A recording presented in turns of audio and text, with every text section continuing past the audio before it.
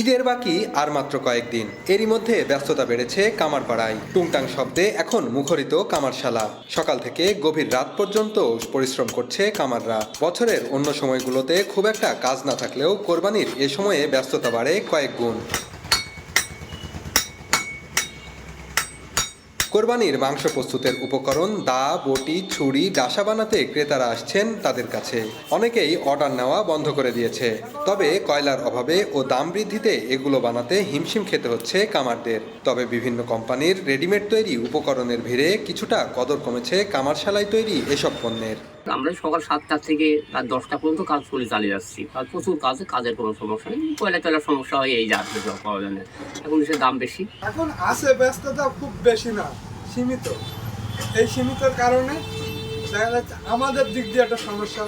আবার কয়লাপাতি দাম একটু বাড়ছে, রেটের দাম বাড়ছে, কিন্তু আমাদের কাজের মূল্যায়ন চাকু, ডাসা, বটি, বড় হিংসু, দা, এগুলা এই কাজগুলো মানুষ করছে। এই কাজগুলো তো সারা বছর মানুষ করে না, যার জন্য এখন করতেছে। এখন একটু কাজ বেশি আমার। ক্রেতারা বলছেন শুধুমাত্র কোরবানির সময় এই সরঞ্জামাদিগুলো ব্যবহার করা হয়, যার কারণে ছুরি, ডাসাগুলো নতুন করে শান দেওয়ার জন্য তারা কামারশালায় ভিড় করছেন।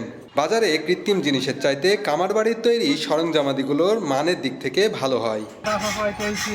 চাকু পড়াইতেছি আপনার এই কাছে পড়াইতেছি, সমস্ত একটু ভিড় আছে বলে দিচ্ছে না, কামারে রাখা বাকি আজকে দিল না, ওনার হাত অতিরিক্ত কাজ বেশি, এই জন্য দিল না।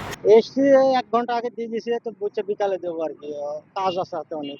কোদাল পোড়াইতে এসেছি, তারপরে যে হেসু পোড়াইতে এসেছি ঘাস মারার জন্য, তারপরে এই এখন ঈদ বকরাই আসছে আপনাদের ডাসা, তারপরে ছুরি, চাকু, এইসবগুলা মানে মেরামত করতে হবে। এখানে কামারের দোকানে খুব ভিড়, কাজের খুব চাপ, কাজ করছে দা, হেসু, কাঁচি এসব লেগে। মেহেরপুর বিসিক শিল্পনগরীর তথ্যমতে জেলায় প্রায় 1000-এর বেশি কামারশালা রয়েছে।